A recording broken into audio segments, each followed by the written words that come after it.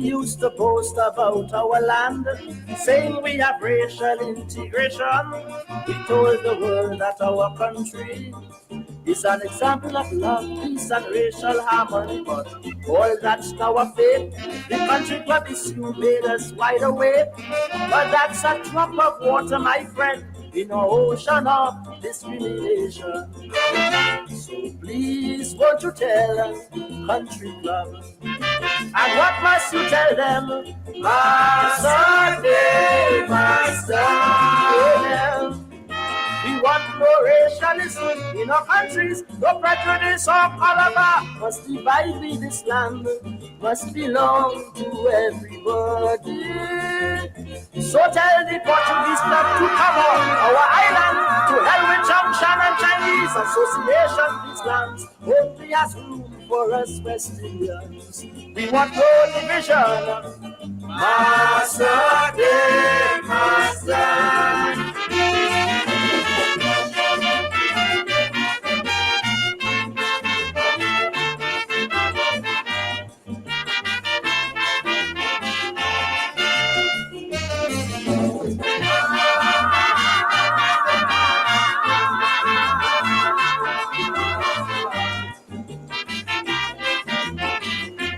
Country club is joke, there are many more. Our banks give us loans based on our color. You get certain lawyers to defend you in court. The color of your skin or prestige is your passport. Massa in hotel, drinking rum and whiskey, and he living swell. And the poor man catching his tail, and if he thief to live, they throw him in jail. So please, won't you tell them massas? I want to hear you say, Master, dear Master. Amen. Too much nepotism going on in these islands. Carnival and Christmas, reminding all them Syrian, and they won't spend a penny to help ISO and Steel Band. Won't you tell the Ministry of Education, stop lining up our children in hot sun, waving flag to some Englishman or Canadian. I am making fun. Master, dear master.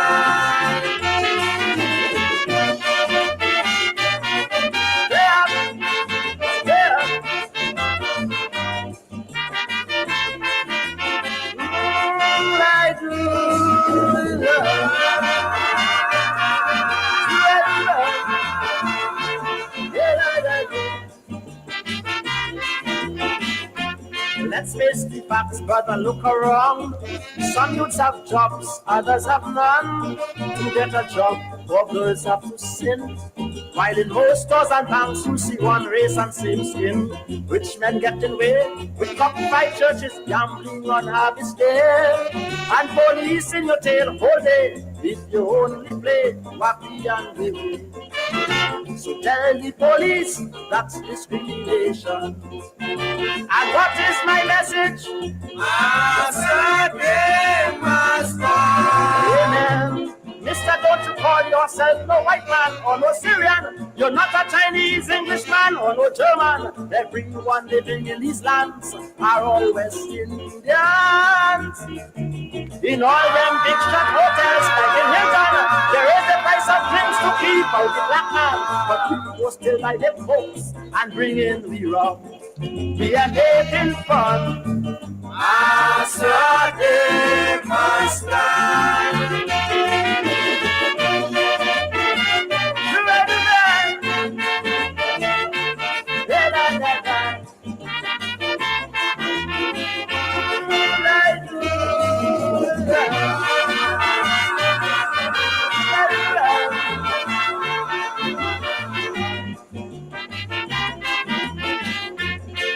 Governments in the Caribbean must now put a stop to all of this sin. It is time to stop massa.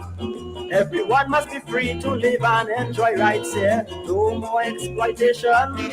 Have respect for labor unions. Pay good wages and benefits. It's time that massa should take his exit. So please, won't you tell the authorities? I want to hear you say, Smiley, Master, dear Master.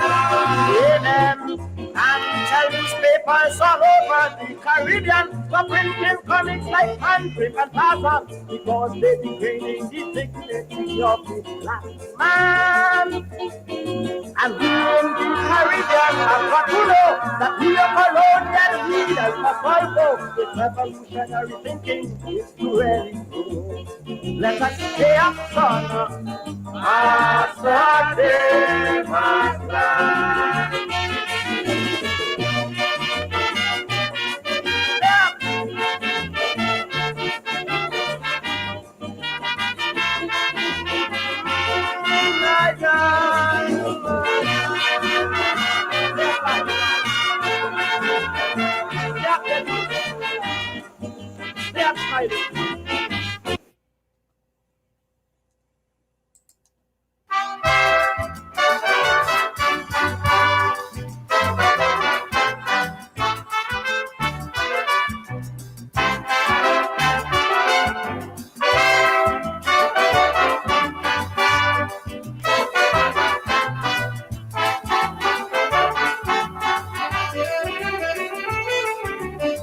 Back in 68, when I start to sing calypso, I used to shoot straight. All my enemies I killed slow. I would shoot right and left. Big shot men met their death. But this year, when the season came, I had planned to leave the game. Well, as man, I hung up my guns. I had planned. My career was done. Goodbye, fans. Chalky will teach the younger ones. But when Mr. Fool was stopped for charges led by a cop, and she get paid, I said, And when the border telco tell Ivan Williams to go, I get sane, and I put on the guns again.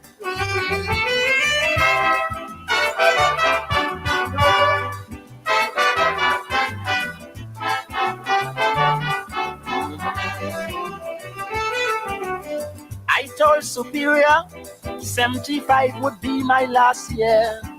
I'm going overseas to further my history studies. 4 crowds now, 1 tempo, and I can't sing fast so before the crowds pull me down, let me leave the people tongue. So as man, I hang up my guns from this land. I had planned to run, but I found Chalky will be in Washington. But courthouse changed my fate, for under clause 68, big boys are charged and then discharged. And when 610 radio tell the Doc brother to go Jimmy Bain, I put on the guns again.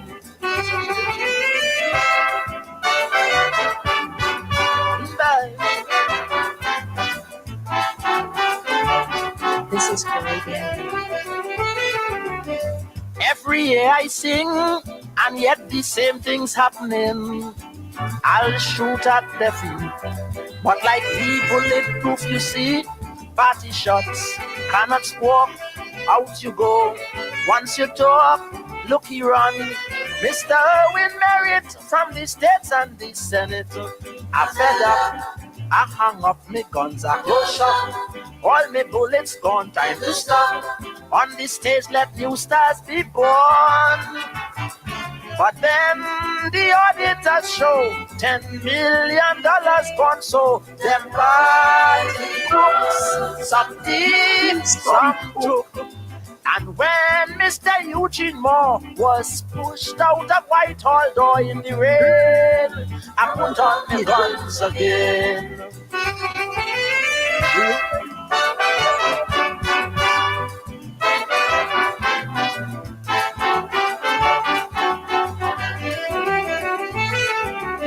I told CDC I've stopped singing to start teaching. For as I can see, their judges also need training. Many men do not know what is true. Calypso, so I feel I must train the young that our art form won't go wrong. I hang up, me guns on the line, I close shop. I plan to resign, time to stop. Then sobers made me change my mind. For when King Sobers kneel down in front the Queen in Bridgetown, a king is right and be all night. And when them big store owners push out for apple vendors in the rain, I put on the guns again.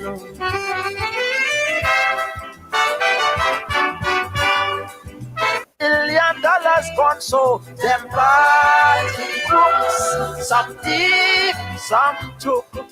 And when Mr. Eugene Moore was pushed out of Whitehall door in the rain, I put on the guns again.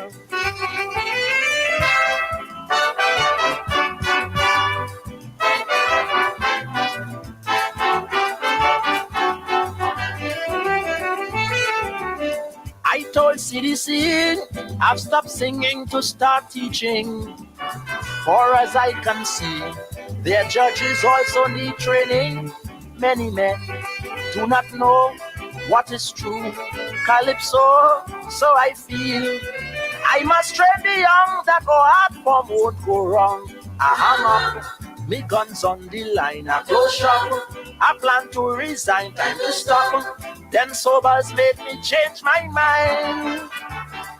For when King Sobers kneel down in front the Queen in Bridgetown, a king is right and be all night. And when them big store owners push out for apple vendors in the rain, I put on the guns again.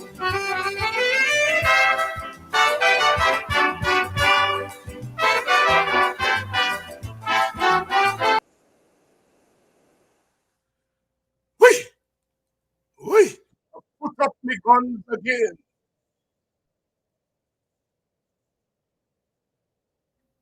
I put up my guns again.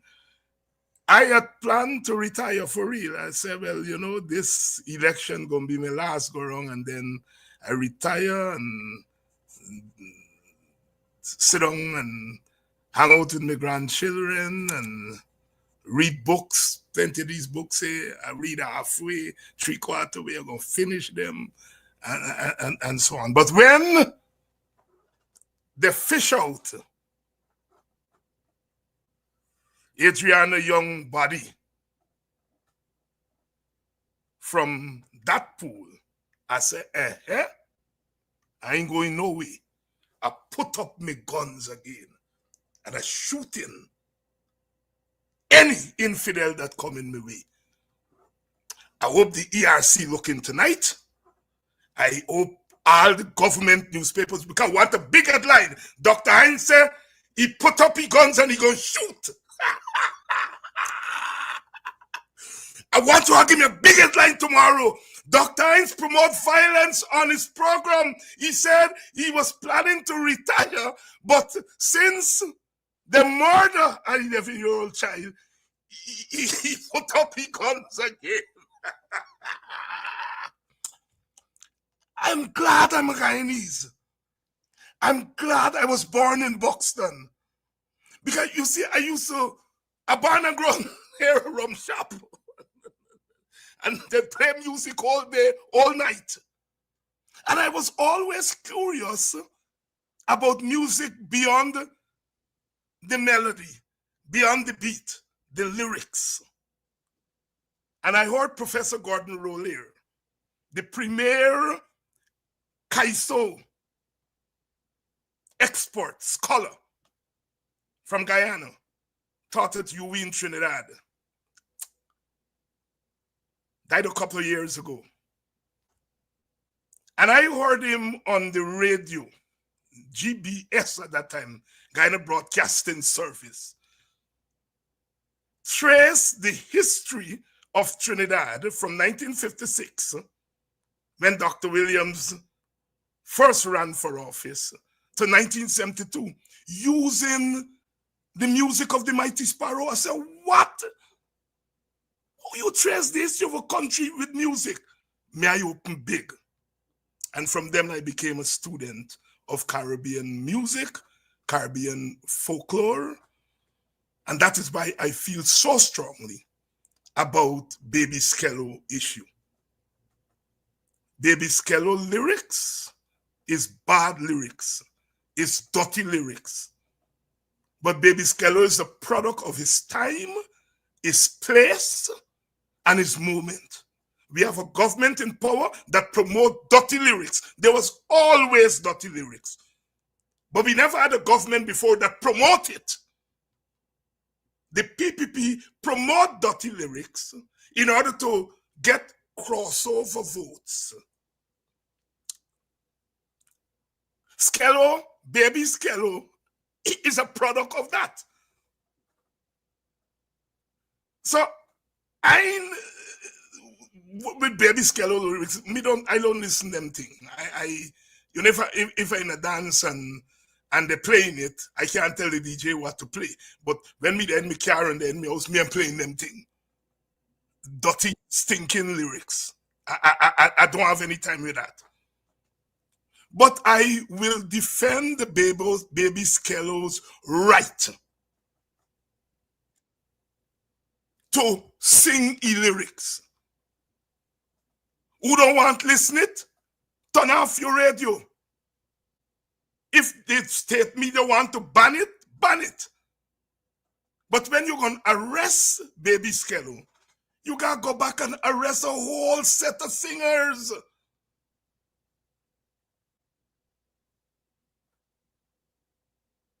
Sparrow, 1956, Gina and Dinah, Rosita and Clementina, you sing with prostitute, and so on. And all we, even the crown in 1956 with that, right?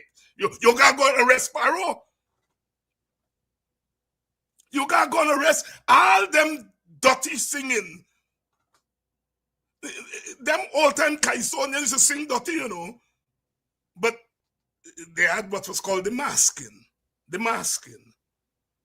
The masking. Gypsy said, Monday, she gone for cane. Tuesday, she gone back again. Wednesday, she gone back for cane again. Now, when I was a little boy, me and hearing no for cane. Me hearing something else. But you couldn't say what me hearing is what Gypsy said. Gypsy said for cane. And when me put in, when me understand Gypsy could be saying me auntie watch me so. And then when me persist, box. All right? She can't go and tell the rum shop man, don't play what Gypsy saying. But she can stop me from listening to it and misinterpreting what Gypsy saying. All right? So they're going to go and arrest Gypsy. Because they're going to say Gypsy singing stink and dirty lyrics. And go on and on and on and on. Ras Shorty Eye, the man who created soca, he said they send it for Kim. You make fun from the Chinese man. For Kim. People who live in a society and don't understand the idioms of their society, don't understand the language of their society, they end up doing what the PPP doing. Skello language didn't drop from the sky. Language come right there. It's the market because people just listen to it. It's the market and it's the politics. You jump on Skello and then you hear Vice Wild Cartel, who's your friend, singing all the thing nice like Jesus Christ.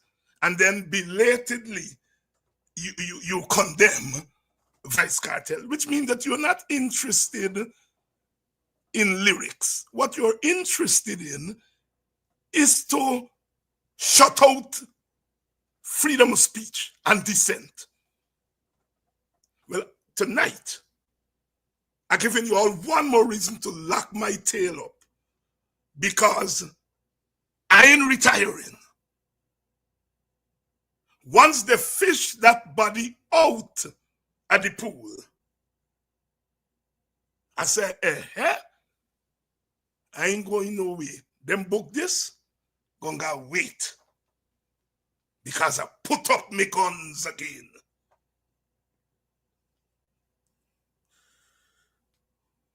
Good evening to you all and welcome to Politics 101. Tonight we're gonna have a ball because I have a big cast tonight. My girl friend named Adriana Younge. He was one of the top.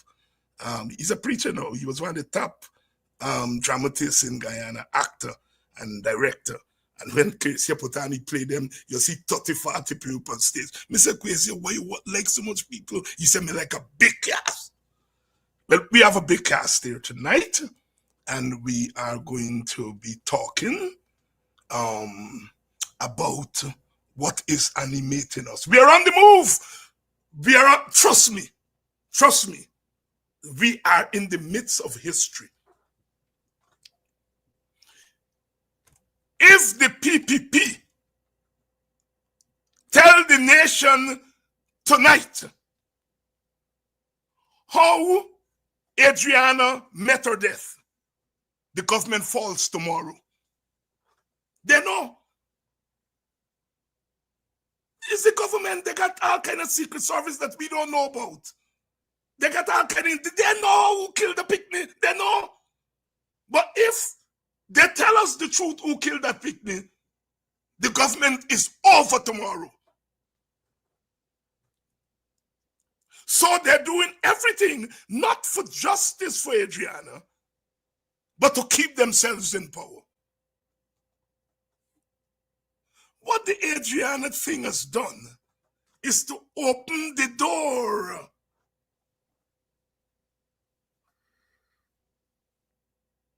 to all the nonsense, the wickedness that they've been doing for 20 odd years, but especially for the last 5 years. One day, old people say, Congo tea. And you know what is Congo tea? Congo tea is a thing where you're a cassada, where you grate up. Long time they put them on zinc for make cassada bread. Well, when you grate up the cassada, they call that Congo tea. So one day, Congo tea.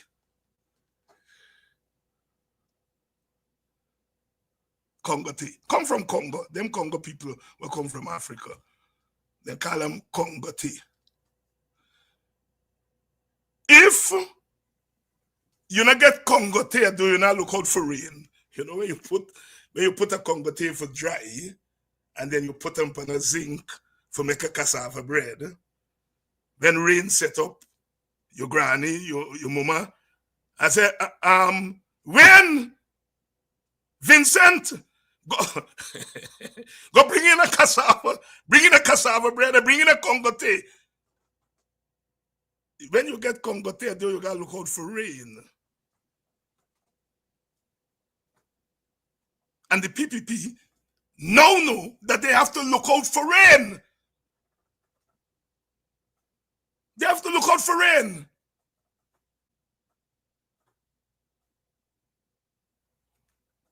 If you go a crab dance, what has happened to you? Your skin got forget mud. Dr. Dragon said, we were in office, but not in power. Jack Dio said, well, we gonna be in office and in power. So he go a crab dance. All them little boy were talking about looting and shooting, at them socialize them for loot and shoot. All them little boy that they get bullet with people like me and Vincent, Alexander, and Aubrey Norton, name on them, because they must socialize them for shoot away. Them scrape, what they call him, is their product. Because they want to be in office and in power. So they create this new class of crossover voters. Don't worry, David, I'm not getting not to forgive you. They don't want you make money. I tell you, if this story not been so serious, you know, You're dead with laugh. But it's a serious thing. Now, their own phantom turn back upon them. And they want to say, no, people like me and our respond, they said, we create them phantom. But we are not creating phantom, we in effect, we're victims of the phantom. What they don't understand is what we understood. Is that those young men that they socialize to reap havoc in our country, they are not mercenaries by nature. They're human beings by nature. And they have the capacity in their own, within the context of their own limitations and their own breadth of knowledge, to understand reality and to come to a conclusion of that reality, just like the middle class, just like the upper class. And if you create your phantom, and the phantom now leg up on you, not me, for help you. In fact, I will defend the right of the phantoms. The human right. You take away their humanity by turning them into mercenaries. And now when they act like mercenary, but they attack you, you don't want to take away their liberty by throwing them in jail and calling them terrorists. Anyhow, one day, Congoti. Good night, my brother Ivor from Tucker, Georgia, the deep south. The deep south. Stone. Deep south. Desiree Chapman, good evening. Brenda Henry. Esther Comerbatch. Good evening to all of you. As always say, you all want me to teach. I plan to retire. Really, honestly, I done with this story, this politics thing. Give them little by the youths that say we don't bring them in. I give them the youths that do the politics. But when I watch an 11-year-old child with her parents crying out, "Where's my child? Where is my child?" And clearly that child was there within yards of where they were, but they still could not get their child. They had to fish the picnic out of one pool, like if you catch fish. Long time you go, you feel for fish, and then they turn the picnic into a fish. Took away our humanity. And that is why this black man, and I'm saying it, and many other things, you all know, Miss a Caribbean man, Miss Guyanese, Miss all kind of thing. But in this moment, this black man will let you know that what happened to that little child wouldn't happen to an Indian child. If it did, Guyana would be no more tonight. Indian people will not allow it. And the government would have had to tell Indian people the truth. But they are past black people because they believe that we're not human beings. Well, Mina hide behind curtain. Mina talk with water in my mouth. I am not being politically correct. I can talk English too. I'm calling you all out and pulling you all out so that you all can see the door.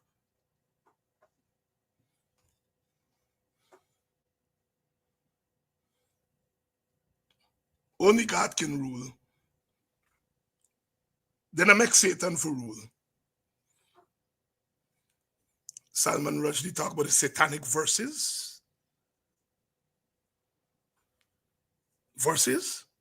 Salman come a Guyana. The satanic volumes. Good evening to you and welcome to Politics 101. Lou Peterkin. Colin Simkin. Rita Clark. Akwasi, my brother, God bless you. Big cast tonight.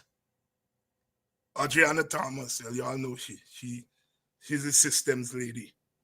Well, Dr. Hines, we have to see this thing in systems. And she damn right. It's not a man that killed a picnic. It's a system that created that man, and a man that is part and part of a system that killed that picnic. The systems lady. When Caesar, over to you.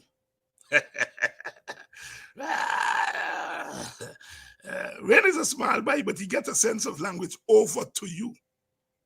And then big man there, and they might argue, and they argue. They say, well, over to you. Or you turn now, or as we do in folk. You talk your story. You say, Bato! And then you say, who been there? Well, me been there. Nancy Tory not get bad word. And Nancy Tory make all of it so and so there.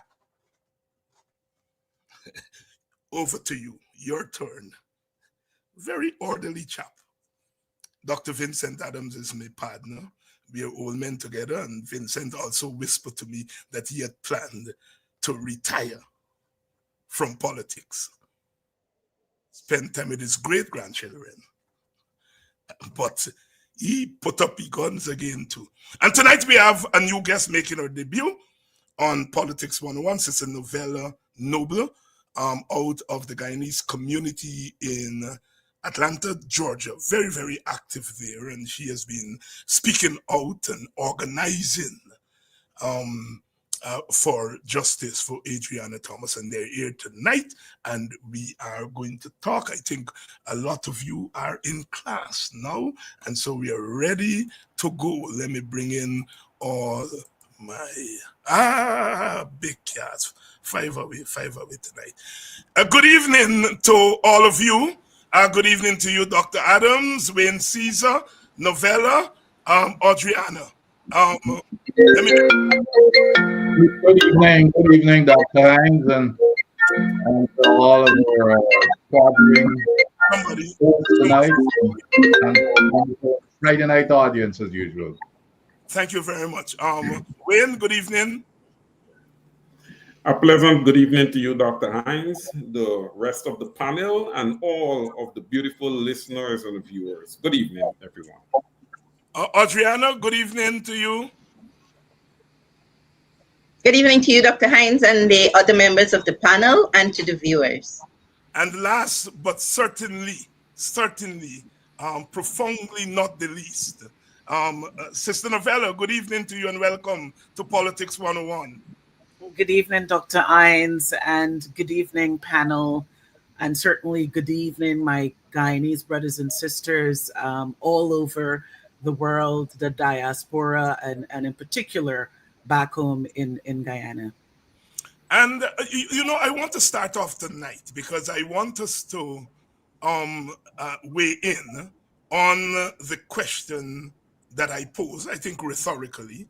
And when I said that this government, which is the most police government in the English-speaking Caribbean, which means that this government has a lot of tools at its disposal to determine what happens in the society, that this government knows how that child is killed, and that for whatever reason, I give me reason, this government does not want the nation to know how that child is killed. This government doesn't want the FBI. American is their friend, but they want the friend come in. They don't want the Canadians. The Canadians help to ferret out. What a man Sharon Das when he Judas the government? So is their friend. Is your friend, is your friend, is your friend. They don't want the British because the British have to put them in power in 2020. So these people are their friends. So even their friend, they don't want to come in. There must be something to hide. As I just tell my students them, take it away.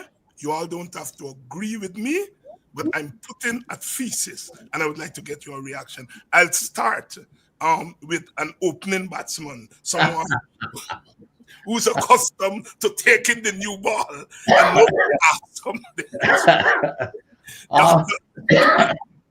else.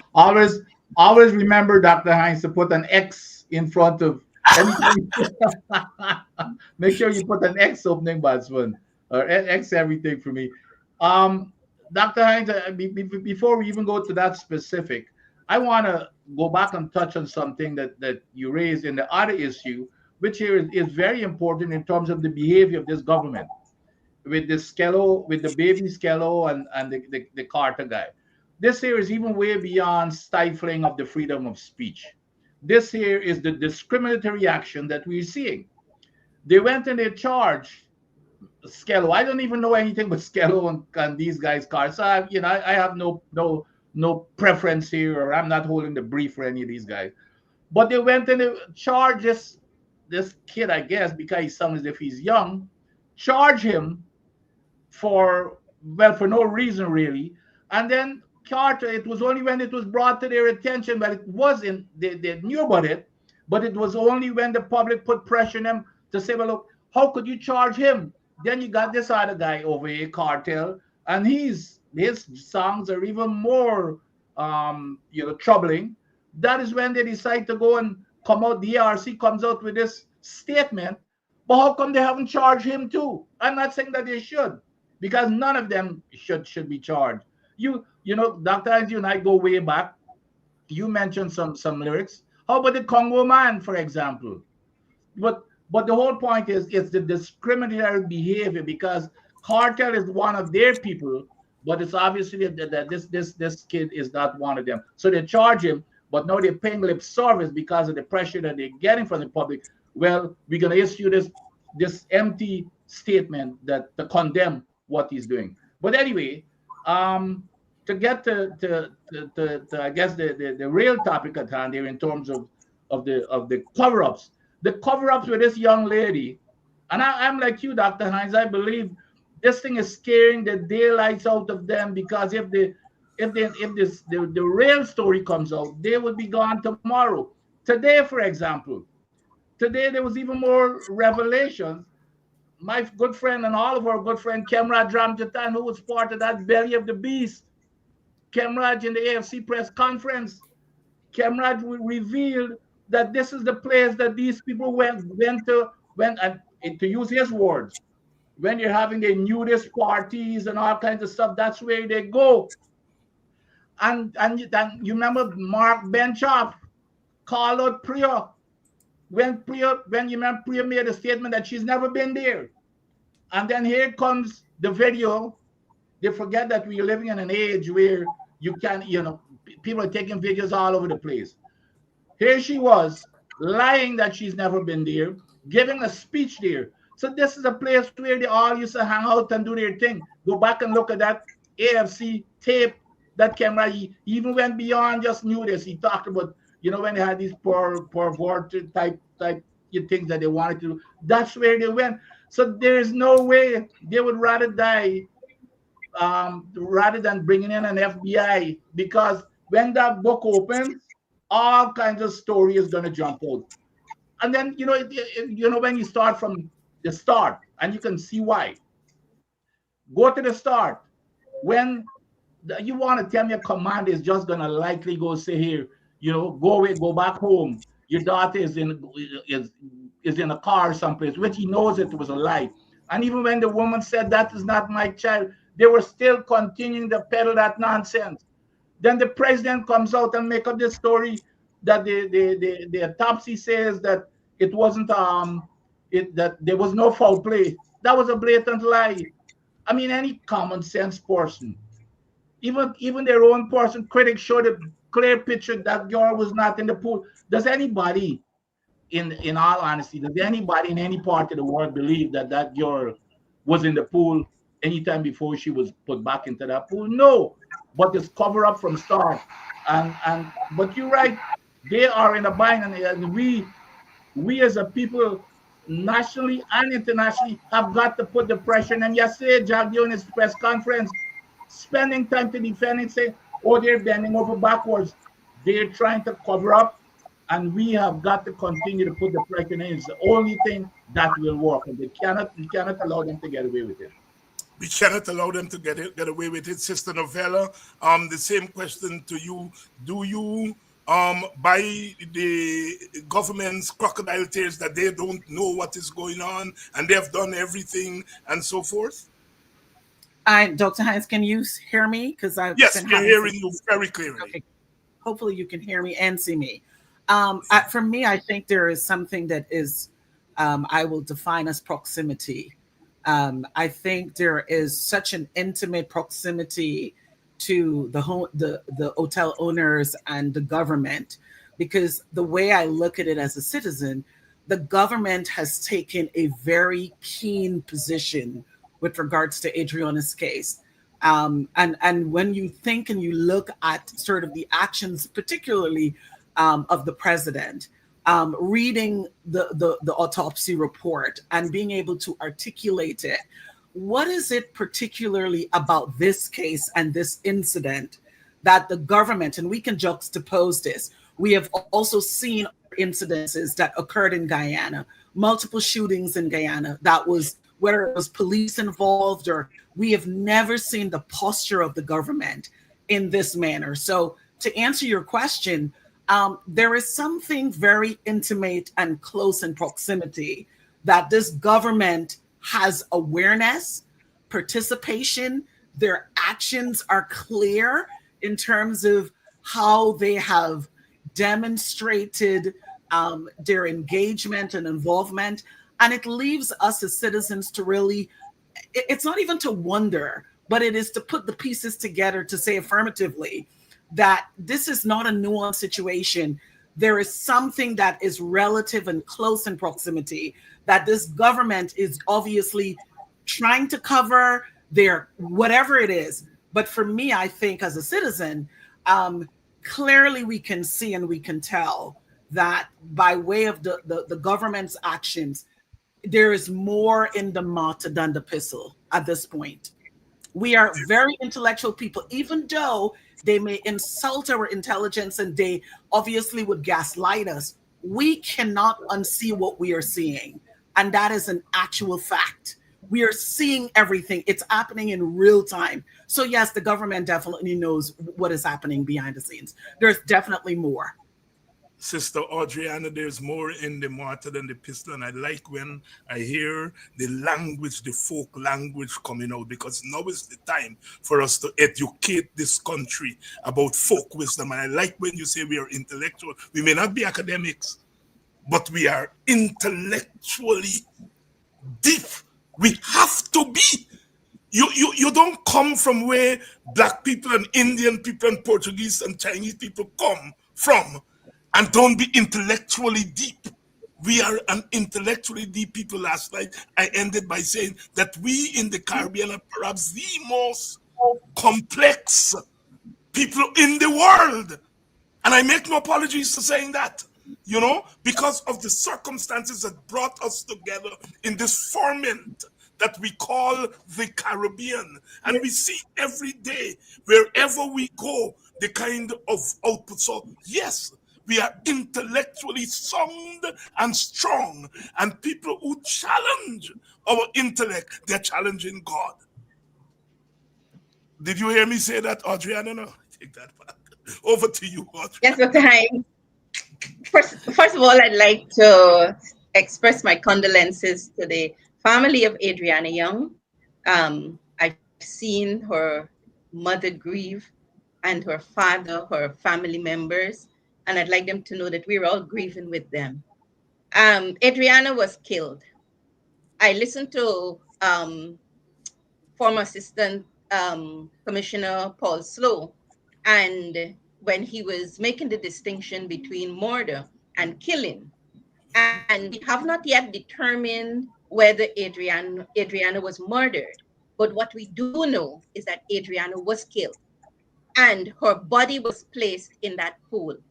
And the government may take umbrage to me saying that, but I make no apology for saying it. Adriana did not drown in that pool. So even if she drowned, she did not drown in that pool. And so what we, and I said that very deliberately, because in solving this problem, the government cannot come and tell us that, oh, Adriana drowned because of negligence and recklessness because of her, those who were supposed to be watching over her. Nonsense. Somebody killed Adriana. And what we're saying to the government of Guyana and the people and the Guyana police force, solve this crime. This is a crime that was committed on an 11-year-old child. Solve it. And so, and that's what I would like to say at this point, Dr. Hines. If we play games with the government will continue to play this game with us. But we have to be very clear. We're not playing games with the government and the Ghana police force. You know, a young person said to me, and I'll tell you what the person said. About 2 nights after, the person said, I wonder if the government would hand over the people or they would let their government go down. It seems like, and that was a young person in their early 20s. They said to me, Miss Audreyanna, I wonder if the government would hand over the person or if they would let the government go down. This could carry this government down, Dr. Hines. Yes. I can tell you that. So I'm saying to the government, you have 2 choices. Hand over the killer of Adriana Younge or ... When Caesar, when you come in at number 11, it may say that you are not the best batsman in the team, but usually you're the best bowler in the team when you come in at number 11. You can ask Vincent Adams. All right. Your thoughts on this subject?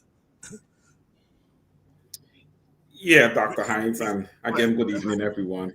Look, I have been keeping up with this whole saga. And you know what is interesting is that this is being played out on social media. It is not something that has really happened before, at this high rate, I would call it. But you had a whole lot of lives. You had a whole lot that was going on the day that young Adriana Younge's body was discovered in that pool. Okay, and this has played out in public, not just nationally in Guyana, but this has become a world story. So it's a massive story, okay? And some of the other panelists would have talked about this hotel owner being aligned with the PPP, and they're wanting to know if the PPP is going to hand over the hotel owner. Well, I'm going to say this. They're not going to hand over the hotel owner because then the hotel owner, you don't know what he has on them. So the whole thing is going to collapse. So it's better we stay together, okay? It's better we stay together, right? And collapse together or lose together. Look, whether the PPP gives up the hotel owner or not, I think the Guyanese people would have already made their decision, okay? Just based on the fact that the Guyana Police Force has not been forthcoming and transparent with them. The government has not been forthcoming and transparent with them. Even the pathologists, the reports are very partial reports, very incomplete. We're looking for a complete report, right? And I think that is why there's a need, I believe, for a second autopsy to be done. And I hope that the second autopsy will be 100% independent in both facts and appearance, that we can really get into what would have happened to young Adriana Younge. But one thing I agree with my fellow panelists is that she did not drown in that pool. Something sinister happened to that little child, and it is sad. And it is not the first time that this would have happened. But here, like I said before, this one has played out in the media. It has played out on social media. And this one, I believe, is going to be the catalyst that is going to bring about that change that we are looking for in Guyana, because the Guyanese people are now sensitized to these behaviors by the PPPC and the Guyana Police Force. So I believe that this one is going to bring along tremendous change. Over to you, Dr. Hines. And of course, we don't know that the hotel owner was the killer. We are not at all accusing the hotel owner of being the killer, but the fact that he owns the hotel puts him at the center of this story. But we want to make it very clear that we have no evidence that the hotel owner is the killer. The police will have to tell us whether the hotel owner knows or who is the killer. It is his business. The police had pulled him in, had him locked up for a couple of days. They have let him go, but we are not saying here on this program that the hotel owner is guilty of a crime. It is the government and the police who must tell us that. Dr. Adams, I want to bring Dr. you Hines, Dr. Hines, Yes, a dead Audreyanna. body was found on his premises. Yes. And Yes. therefore, he must be equally interested in solving this crime, because he also must be interested in how this dead body arrived on his premises. On his premises. Yes. Yes. And we want to stress that. We want to stress that. Dr. Adams, let me bring you back in, because things are happening on a daily basis. Today, I saw there was a demonstration in front of the office of the president, and people are independent of parties. This is what is remarkable here. Independent of parties, independent of so-called leaders, in Guyana, in the urban centers, in the rural areas, outside of Guyana. Remarkable. I can't think of any place where there's a critical mass of Guyanese people who have not come out and let their voices heard. Some people are saying Adriana's death has united Guyana. I beg to differ with that nonsensical analysis, right? Adriana's death may have divided Guyana even further. But what it has done is that it has brought a new kind of popular consciousness to Guyana that is playing itself out every day. And the government is trying to tell us, oh, well, let us talk about how she drowned, how she dead by drown. Let us talk about pathology. Let us let the government do its investigation. What they don't want us to talk about are the linkages. The linkages between that child's death and Wayne started to get into it. Between that child's death, all right, and the larger dysfunction in our society. We talk about the police, but the police is not an independent agency. The police doesn't operate autonomous to go. The police is civilian-led. It's led by the government. I challenge anybody to say to me, I am wrong, when I say that no commander, no policeman or woman would take drastic action if he or she were not instructed to do so, or if he and she did not think that the government, the civilian government, would want me to do this. Let me stress, the police is not autonomous. I hear so many of us talk about the police, the police, the police. This is a political police, a civilian-led police. A civilian-led police is different from an autonomous police force. And so therefore we have to judge the actions of the police within the context of the political structure and the political culture and the political superstructure that is imposed by the PPP. And so what I want us to talk about here are answer this question. Why, in your estimation, this little child's death, this little child's murder, so many children have been murdered in Guyana. We had the murder of those Amerindian children in the dorm. You all remember it? It wasn't 10 years ago. They were murdered in that dorm. We had, every day you're seeing female children disappearing. We have the violence against women in that society at all levels and in all manifestations. The society has opened its mouth, but then it would go back to sleep. But this time, the society has not gone back to sleep. Why? Why? Why?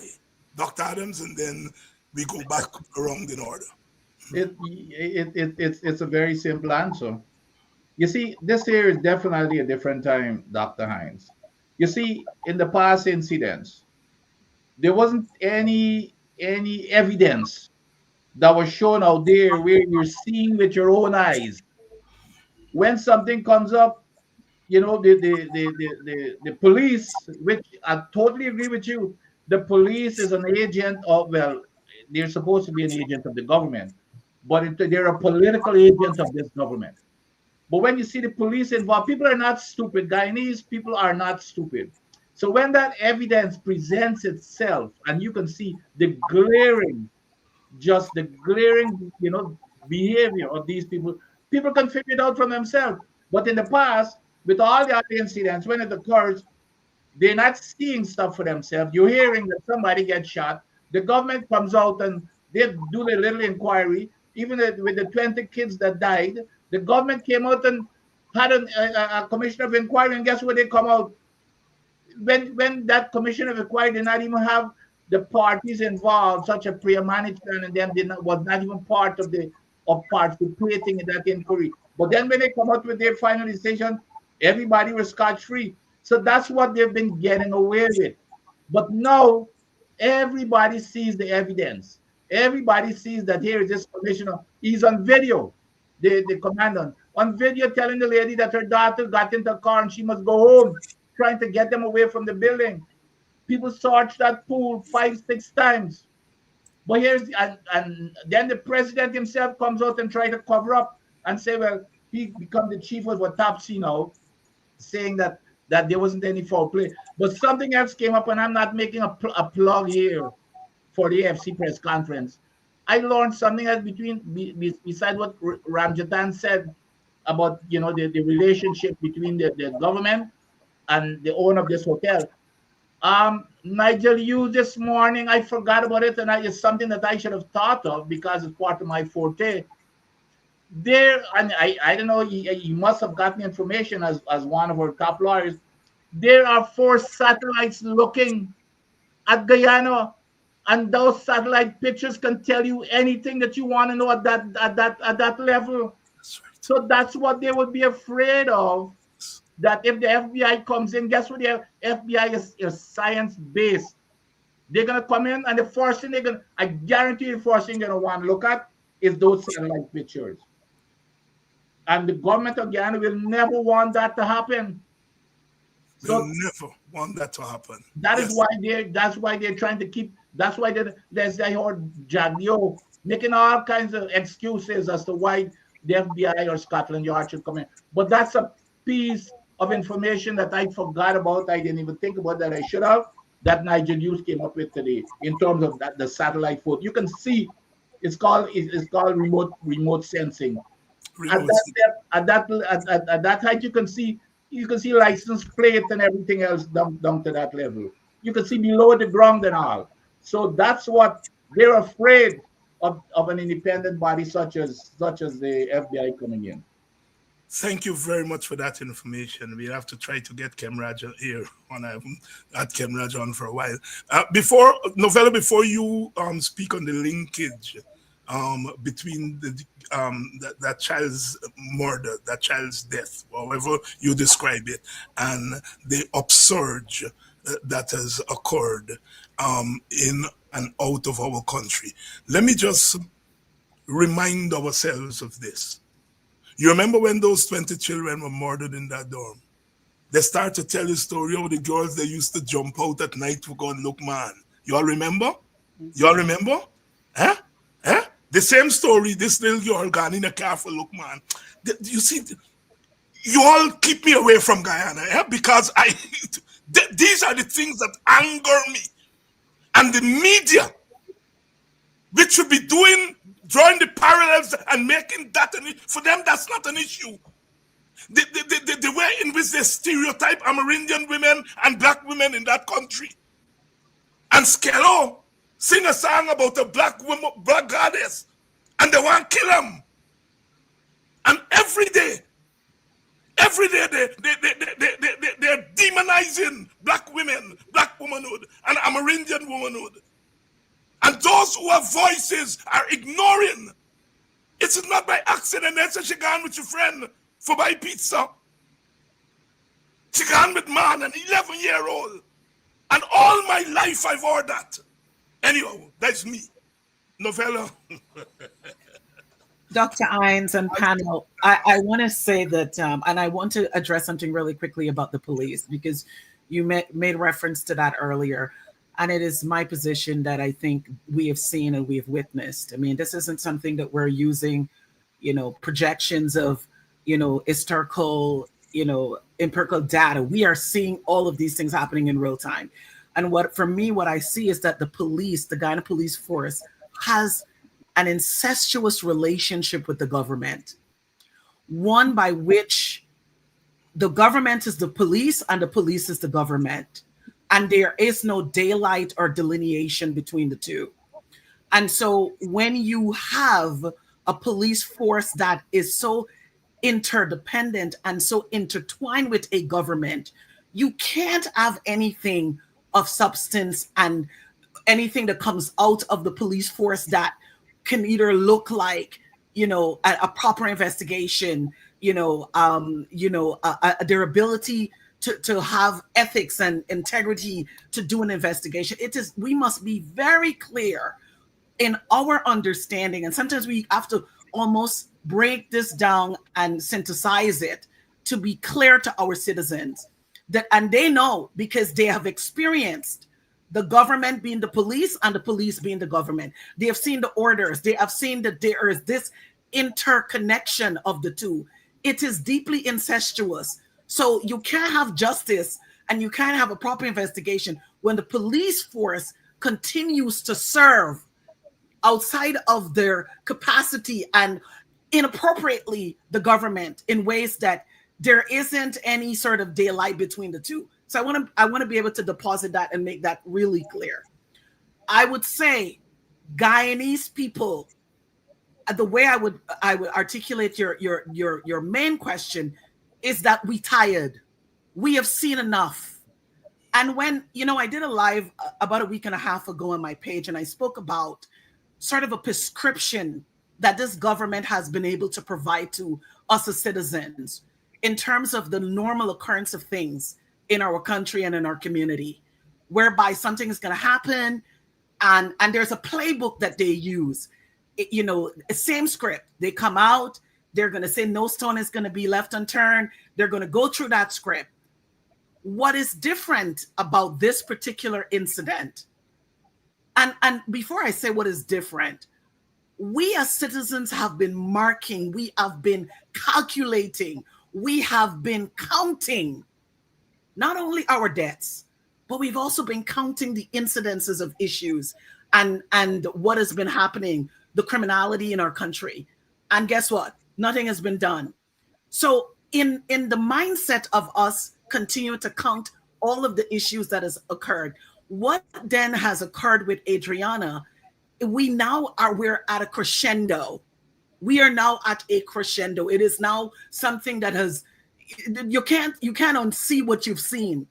And so it has now been metastasized and out of control of the prescription that the government usually give to us.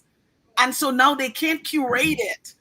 And so now the thing is global, it is international. And so what we are witnessing in concert of your question is that Guyanese people are tired. We've been counting our deaths. We've been calculating the issues. And so no longer the antidote can be given to us So Adriana now has broken that shell. Her case has now broken the normalization of what we have seen as mundane. And so Guyanese people have decided to say, enough is enough. You can't say to us that we are witnessing a child going missing and this child dying in a hotel. She was in proximity. She was in a control space. There was what we call guardrails where she was. She goes missing, and then all of a sudden she discovers our body is discovered in the pool. And so it goes even to the depth of our intellectual that you're telling us that we are stupid, we are ignorant. And so with our tiredness, with us counting our deads, and with this thing, the yoke of this thing opening up completely, there was nowhere for the government and the Guyana police force to go. So it's no longer business as usual. So now they have to really answer questions. And let me just say quickly, I am grateful that the response of the family was not the business as usual response. To me, that was also a lightning rod for the government, because usually they can go and quail the sorrow. They can they use the script, and then citizens would kind of go back into their docility and their humility of, okay, we know it's sad and whatever. So folks have decided, citizens have said, no more, enough is enough. The parents have said, enough is enough. Hence the reason why we have seen this thing metastasizing, and there is no control of the government within its sphere to be able to address it the way that they would normally do it. Oi, oi, oi, oi, these students are making the teachers sweat, because these students are much more profoundly. I get like them big man know when they use their use profoundly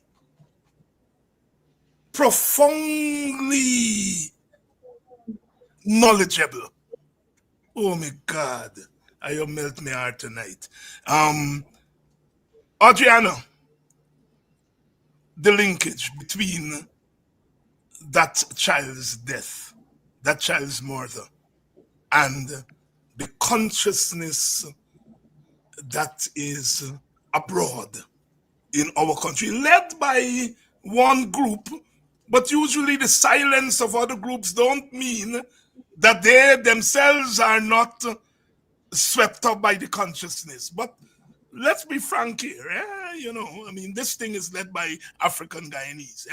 It doesn't mean that Amerindians and East Indians are not conscious of what's happening, but anyhow, the linkage. I'll build on your word profound. In behavioral change, for profound change to happen, there needs to be a trigger. And so I believe that Adriana's death will serve as a trigger. As we've seen in from 2019 or 2020, the production, Guyana becoming an oil and gas producing country, has become a trigger. And we're still trying to determine what kind of trigger. So definitely Adriana's death is a trigger for profound change. And what we're seeing is these are the effects of 30 years of the absence of nation building. And so what has happened now, the bubble that was created, the bubble is now bursting. The bubble has burst open, as a matter of fact. So I think, and I'd like to take you back to the week before the last. The vice president said at his press conference, he said that they're going to start to do civic education and introduce that into the school curriculum. And then I saw somebody who writes very often in support of the government also wrote and said the time for civic education is now.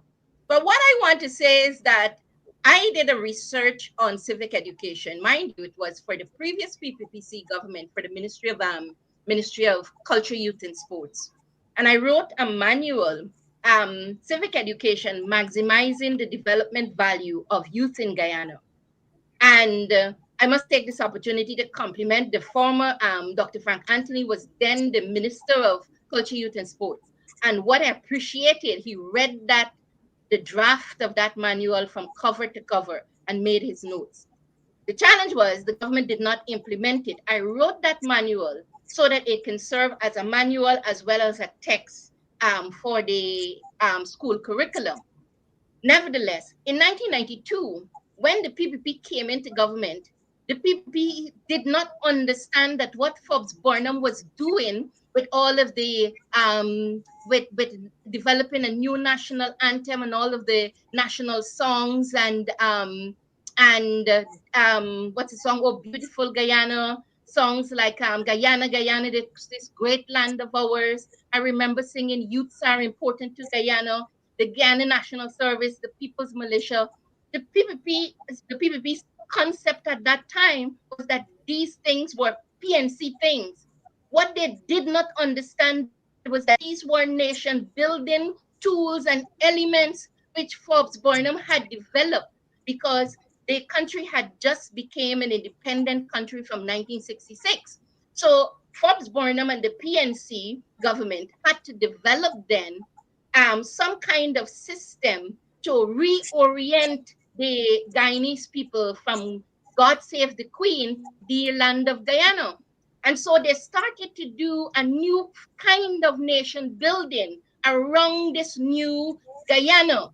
When the PPP came into power in 2020, in 1992, what the PPP should have done, and I guess now in retrospect they will now realize it, was to build on what Forbes Burnham and the PNC had started. Continue. We don't even say the national anthem now. We don't even all of those were national songs. Those were the folk songs. They were and so they felt that those things were PNC things. So after a while, we began to see those things being taken out of our society. But as a country, we needed to do nation building for 30 years, or I would say from the time Dr. Jagan passed, we have not really been doing nation building. So 30 years later, what we're seeing when the vice president is now talking about civic education and developing a civic education program in schools, he has now come to realize that what he has built is what I wrote about the other day, is the fortress world. So the PPP has spent a lot of time building a fortress world for what some would call their friends, family favorites, and somebody else will say the flatterers.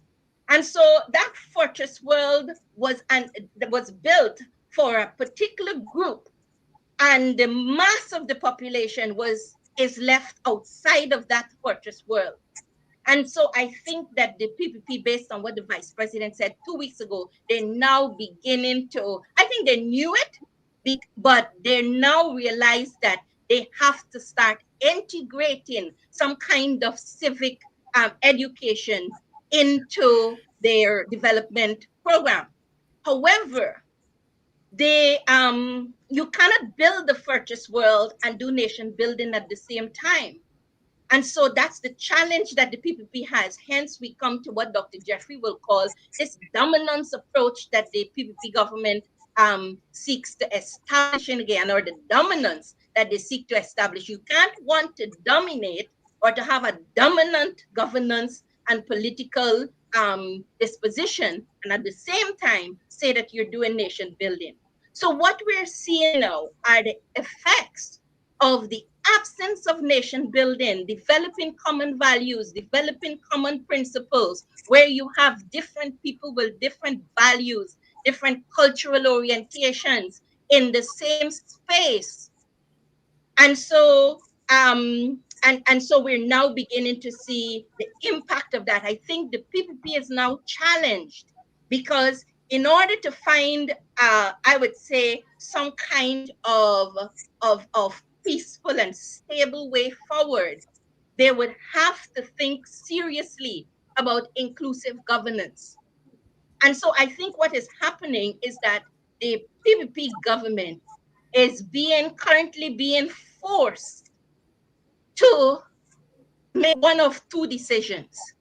One, either we're going to intensify our this grip on the society, and I think there was an attempt to do that with the terrorism, with charging everybody for terrorism who they felt or whether the persons were looting or etc. And that was an attempt to take a tighter grip on the society, or they can step back and realize that this approach to governance and development and growth, this first world that you're trying to build, it is not sustainable. And so to the point, I believe that after 30 years of the absence of any kind of proper nation building, developing common values and common principles, we're where we are in 2025. Sister Audriana Thomas taking the wide view. Dr. Ines, can I, with your permission, yes, if I may, with your kind permission, yes, I want to be able to echo Sister Audriana. I think one of the things I will say, and I will also implore to Dr. Ines for us to talk about nation building as a topic somewhere down in the near future. But I want to be able to preface what you stated, because to me, what I see, in order to build, to have the ethos of nation building, you have to be a patriot. You have to have a mindset of patriotism for your country. And so to cultivate that in the spirit of what I've seen with the PPP is that I think there has been more the cultivation of not nation building or the mindset to be able to do that. It's more of, I'm cultivating the PPP as the nation building. So that will be in quotations rather than us as a society. Because when you delineate it, you say, okay, as a patriot, I would want to focus on nation building. Why now? Right? But you have to be first a patriot of your country. You got to be that in order to see it and then to achieve it or to perceive that you want a nation build. And I don't think the PPP actually sees themselves as true patriots of Guyana, right? In order to do that. So I wanted to be able to offer that plug. Thank you very much for that. Why this incident, which we have seen over and over and over again, but why this one, as to use Novella's term, why this incident has triggered the kind of response that we've seen? You know, Dr. Hines, I'm thinking about Mark. Dr. Hines, this incident has triggered that type of response. And I must say, number one, I must say kudos to Adriana Younge's mother and father. They had to have been good people to have such good friends and the community rallying around them. I think that is something that was really, really needed. And it was so impactful because when that commander came, and he was telling them, that the little girl got into a car and went towards Reading Hoop, that was really interesting because I guess all the people circling around, they were saying, no, we're not leaving. Don't leave. And they decided to hold their ground. I believe that strategic move really drive a wedge in between the PPPC and the Guyana Police Force because like Noella was saying, okay, and I'm going to just add a little bit to that. The Guyana Police Force and the PPPC, there is no independence there. Okay, the Guyana Police Force is operating as an arm of the PPPC. So is the Guyana Elections Commission, but that's a whole different discussion. But I'm gonna say this.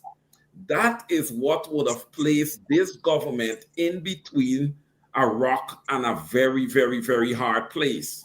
And Barry Jagdeo, on one of his press conferences, he came out and he said he wasn't buying what the police was saying. But let me say this. I must give a lot of credit to the Guyanese people. They have been tuning into programs They are very, very sensitized, and they're up to date with everything. So when he came out and he trolled that, showing that, trying to show that there's a separation between government and the police force and all that, the people did not go for that. The people in Guyana, what makes this case so interesting is that the people in Guyana is looking for that real justice, not not what the PPPC wants to call justice, but their justice. They are looking for that authentic, real justice. They are looking for the truth and nothing but the truth. So down the road, it's going to make it very, very, very interesting for the PPPC. And look, I do not see a path for the PPPC right now. I believe that all of that has been shut down by the people of Guyana. They are now aware of what this government is doing and has been doing for years. And let's go back to that hotel. All right, let's go back, just pivot back quickly to that hotel and understand that this is not the first incident of this nature that would have occurred there. So there is a history there. All right, there is a history there. And like I would have called the hotel, I call it the slaughterhouse. And that is just it, because people just seem to die there all the time.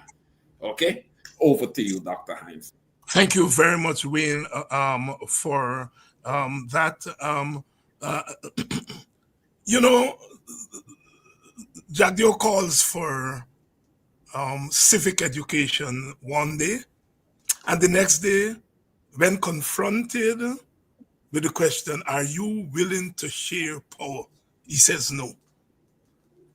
And so Novella's thing about patriots want to share power. They want all of us to live together.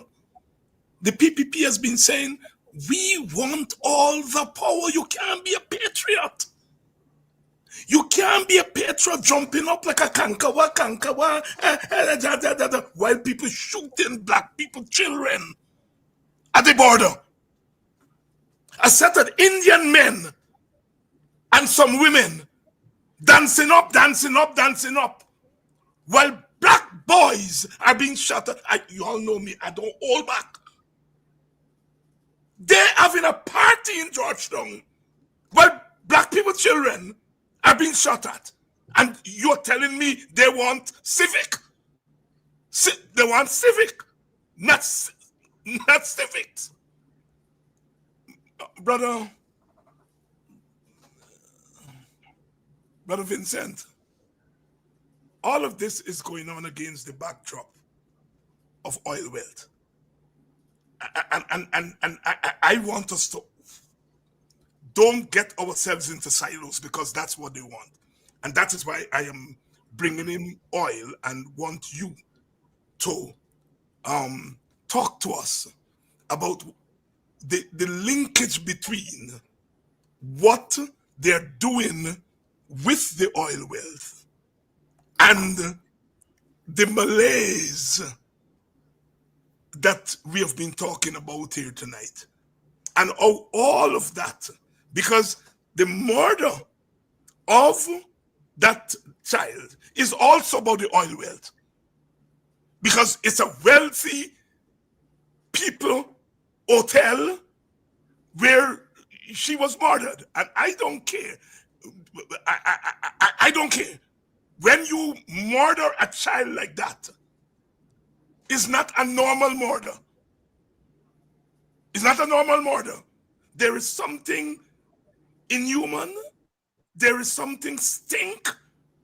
There is something more than just somebody cuff a child and she fall down. There is, I don't care how the Hindus cry for the cows. I don't care how they cry out. This murder was not a normal murder. I am not accusing Hindus. I'm not accusing. All I'm saying, we know the difference between a child being accidentally killed and a child being intentionally killed, and you can't say how she's killed. But I want you to bring in the oil factor here, Dr. Yes. Yes, and history has shown us throughout the world, you cannot separate money from power. And this government is all about power. And since the money started flowing with oil, that has even exacerbated the problem. And we've seen it in all of the countries who've suddenly become rich overnight.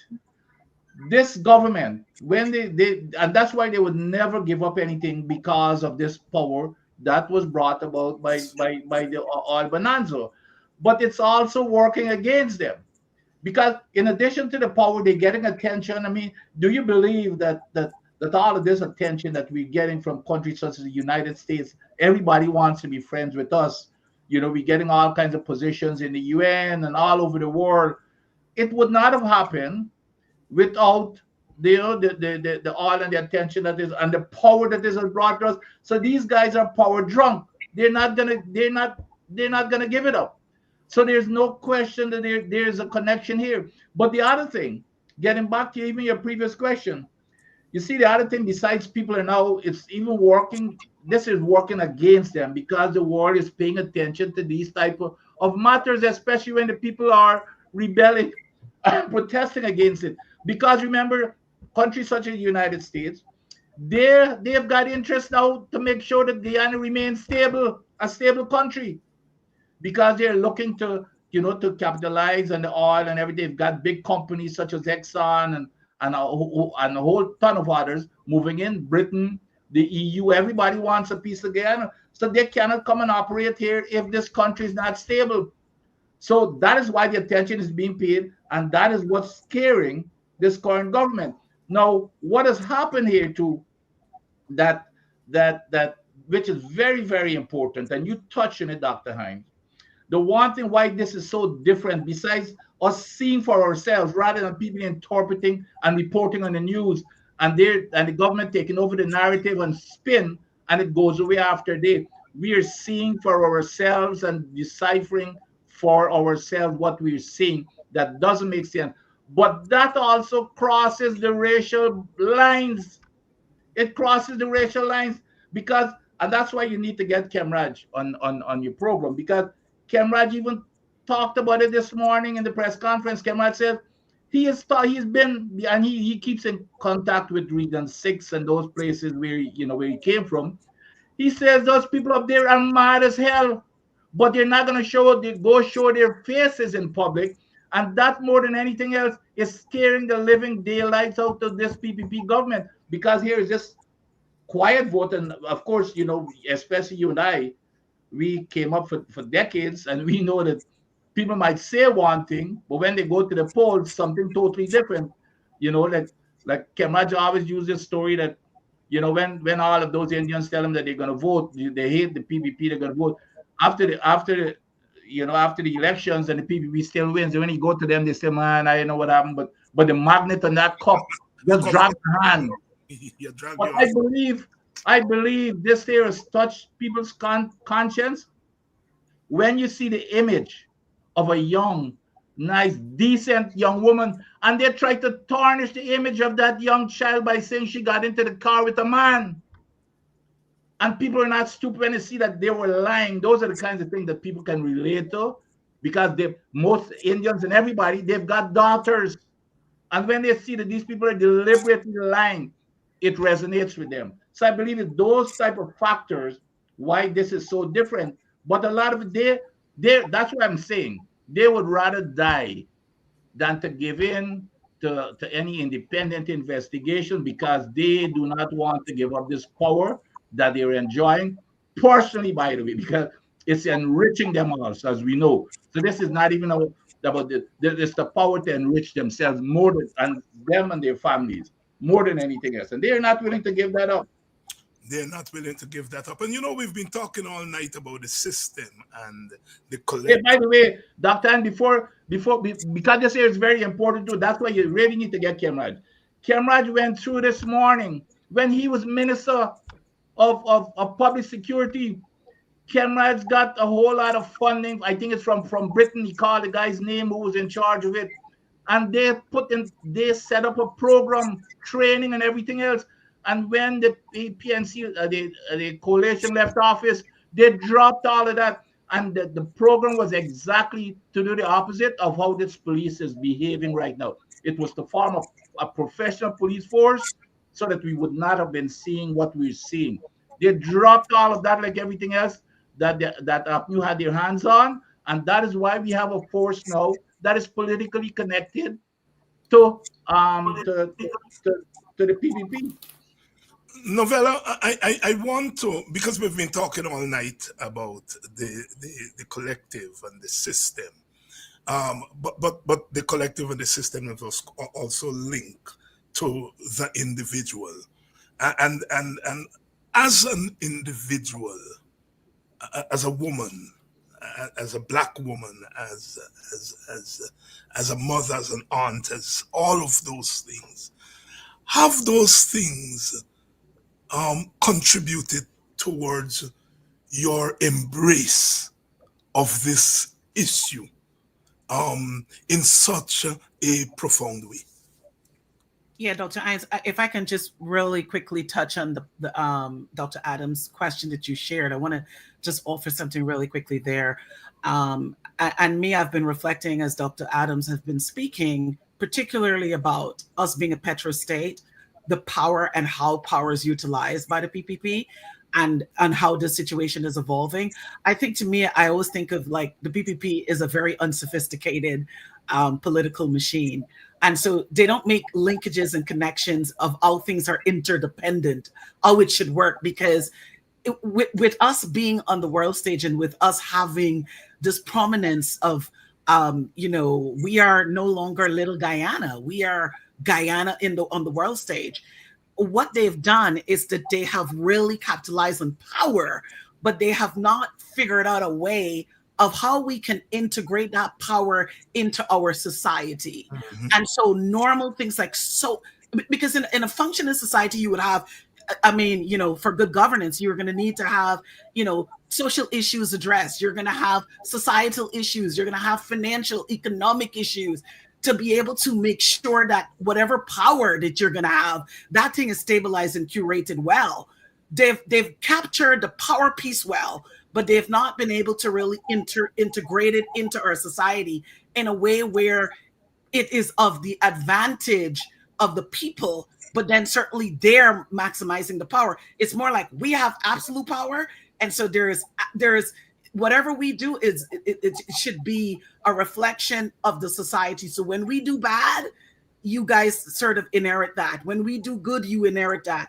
But they've not been able to sort of like connect those dots into saying, in order for us to have a proper society with power, we must be able to manage social norms. We must be able to manage, societal issues. So they have delineated those two things.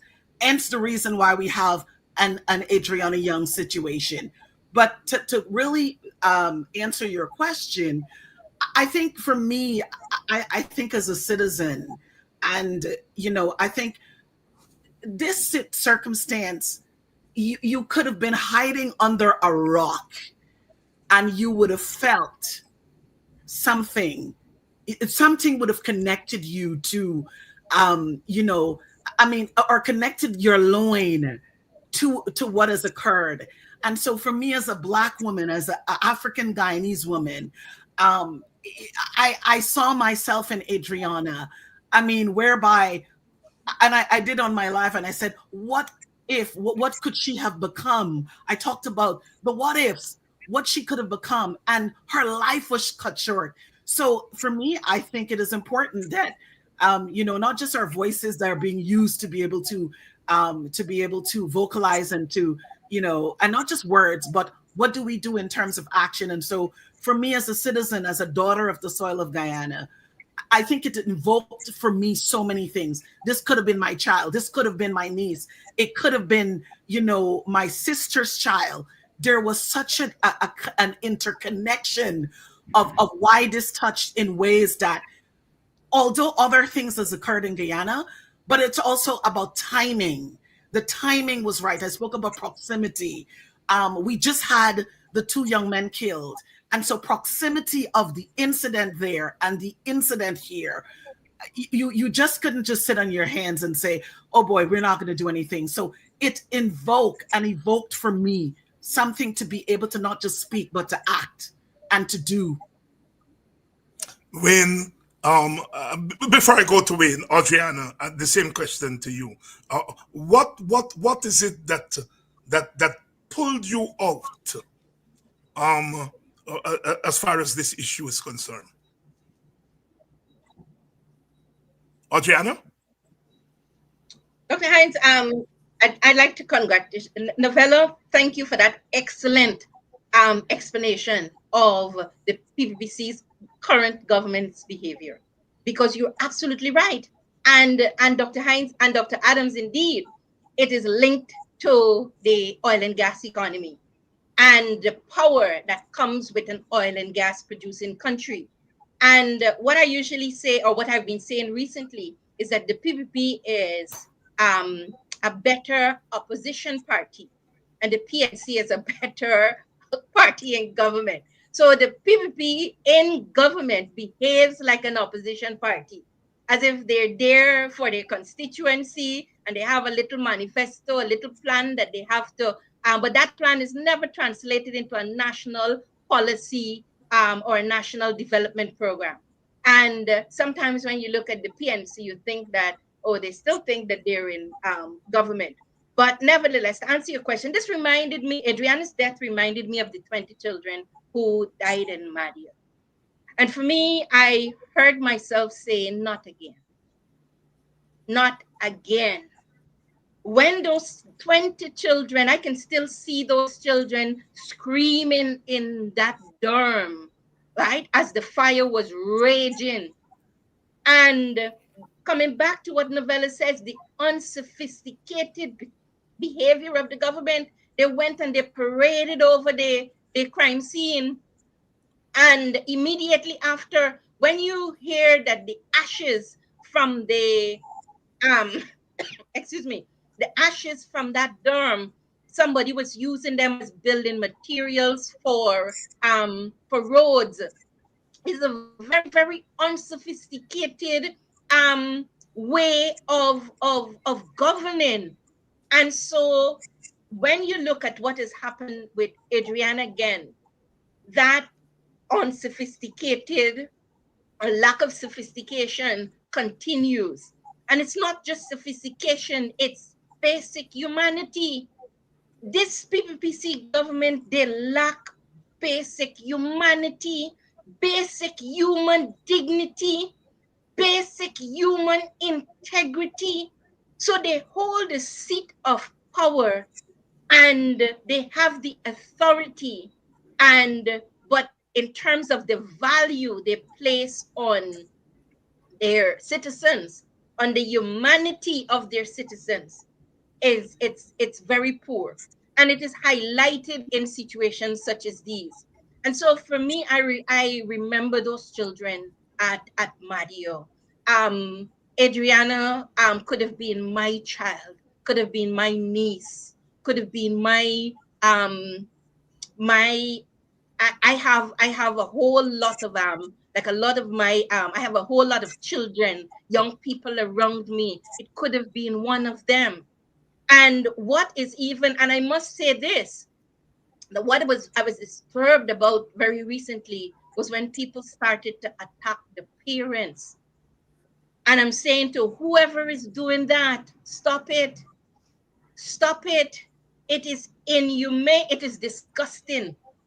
It is disgusting to hear people who have not lost a child or have not lost a child in this manner, who are not grieving in this manner, to hear them criticize the parents for in an effort to protect the government, because some of the people who are criticizing the parents are really trying to protect the government. Yes. And I'm very disappointed in the government. I'm very disappointed in the Guyana Police Force. And I believe, Dr. Hines, that this Adriana's death has brought us to a place. I'm saying that Adriana was an angel. It's an because angel. the kind of spirituality that was provoked in Guyana internationally as it relates to, we did not only see a natural reaction, we are also seeing a spiritual reaction.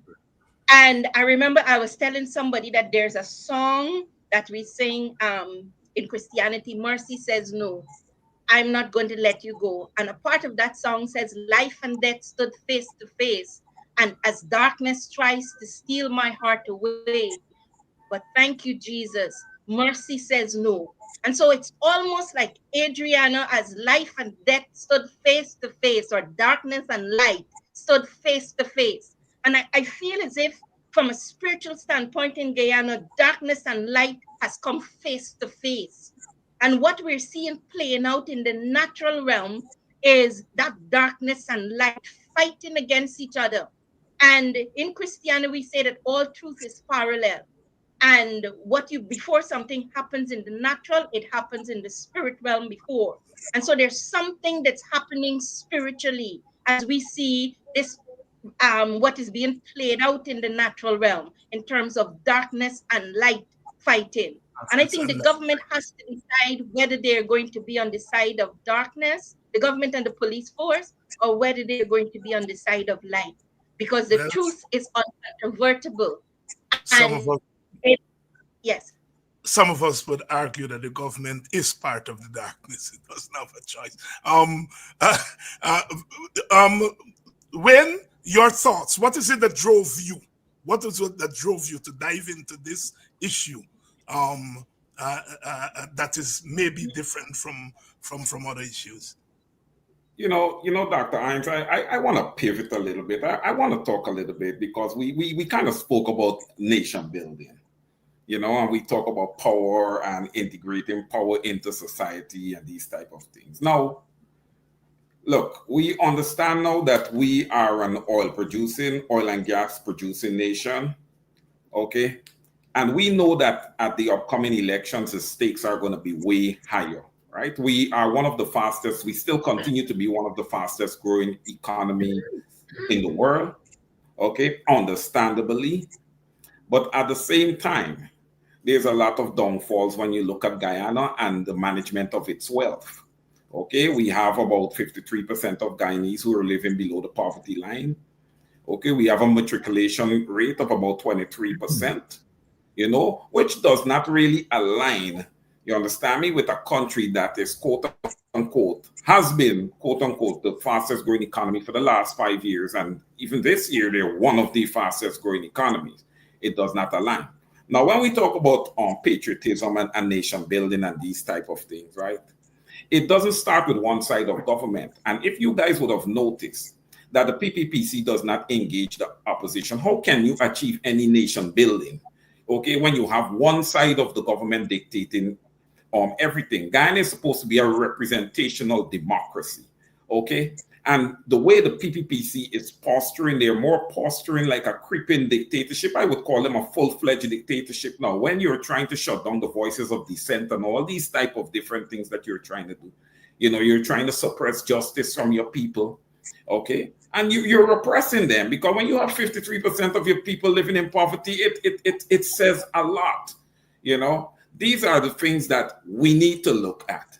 We also need to look at the fact, Dr. Hines, if we go to an elections in 2025 and there's a new government, okay, let's say there's a new government. The new government is in place. You spoke about it earlier, what Dr. Chetty Jagan said. We are in government, but we're not in power. It's going to be that same situation. You know why? Because the whole economic infrastructure, the whole economic apparatus in Guyana has been built out by the PPPC. As an accountant, I would say that needs to be eradicated. There need to be proper distribution of wealth and these type of things. When we want to talk about nation building, the health of the people, the health of all 6 ethnic groups is important, all right? Then it needs to be an even playing field. So even if you have a new government in place, that government still has very limited power, okay? Because power comes with economics, power comes with finances, power comes with riches.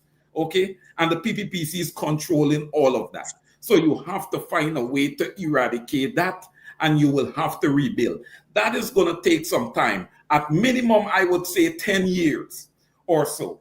Okay, so when you talk about shared government, shared governance, and shared power, no way.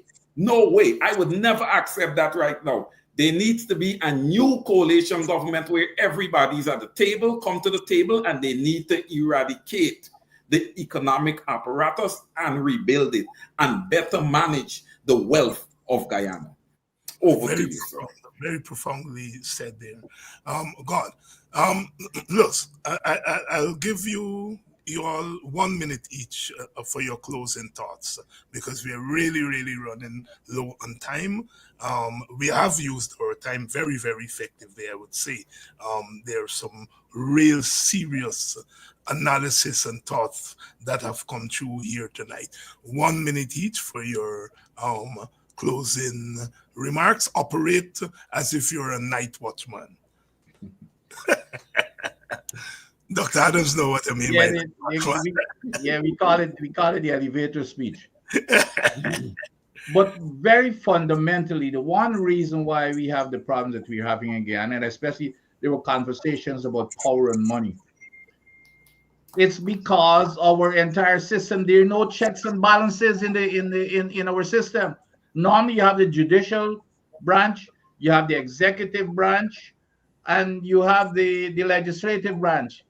There is no division now in Guyana between the legislative branch and the executive branch. It's the same. It's the same because as long as you win the parliament, it's the executives run parliament because they're the cabinet. So there's no checks and balances, and then you've got the executive branch, which is the president, the prime, who are appointing the judges. So there's no checks and balances. That is why you have what you have in terms of power, which corrupts, and no checks and balances. This country, especially now with the wealth is coming in, it's a dangerous point in time because what is going to happen, the system that we have is going to become even more fortified and entrenched as we move forward. So that is our fundamental problem. The Constitution has to be changed. This government set up a Constitution Committee. Has it ever met? No. Noella, your closing thoughts, and then Audreyanna, and then Vincent, over to you. So, Dr. Hines, thank you so much for the opportunity. I'm going to build on Brother Caesar's last statement that he made. At least I'll steal a couple things from that to say that, and this may be a radical perspective, but I believe that Guyana is on life support at this current state. It's going to take what I appreciate about Adriana's death. It has invoked a beyond conversation. Everything is centered around her death and what has occurred. But to me, I always think about, okay, what about the thereafter? Because it's good to be able to sort of pontificate and we kind of spend the time really kind of analyzing. But I think where the investment should be made, it is what do we do as a result of this? And it's the what, the how, the when, and the where. So, that's kind of my perspective. But what I would say is that I think it has not only invoked critical conversations, but it's like, what's a way forward for Guyana? I think there will need to be some critical deconstruction of what has been built by the PPP, to Wayne's point.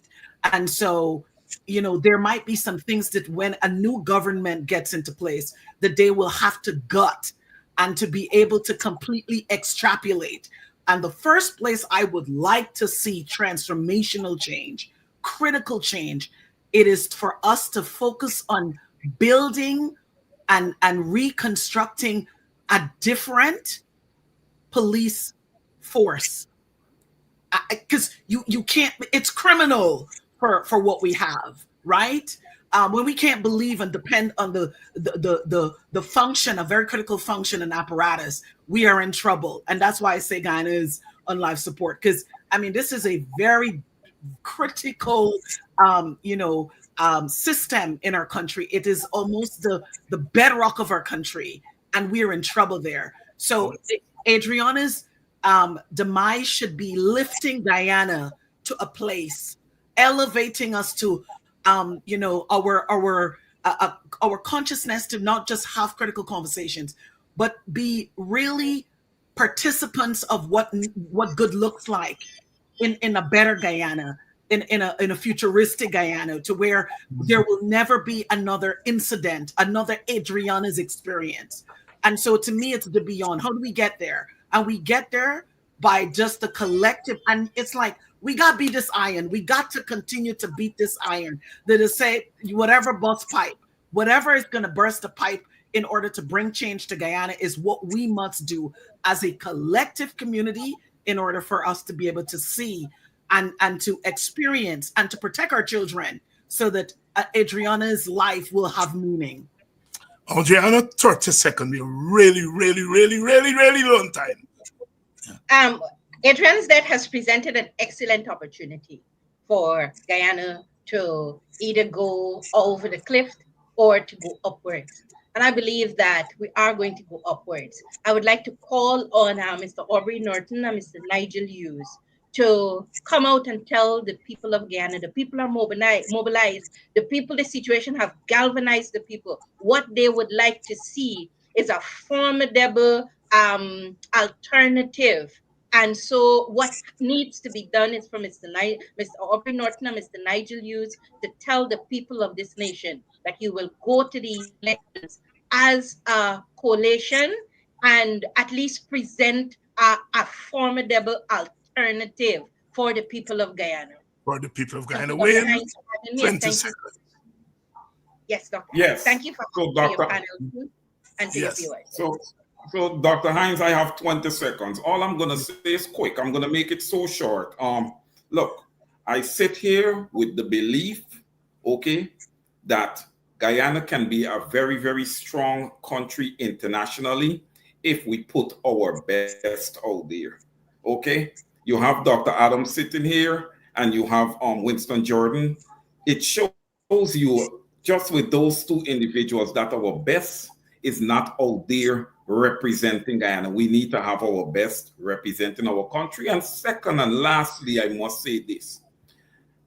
I sit here believing that the 6 ethnic groups in Guyana can coexist together and function together. They have proven it, okay? And I want to call on government, okay, to stop, the racist rhetoric, especially from the side of the PPPC. Stop. Thank you very much. And on that note, allow the people to live. Over to you. On that note, I want to thank all of you all for coming out here tonight. And I think we're on to something, and I will endeavor to make this a regular occurrence. Thank you all so much. Thank you all so much. Thanks, folks. Thanks all. You're welcome. Bye, everyone. Good night, everyone.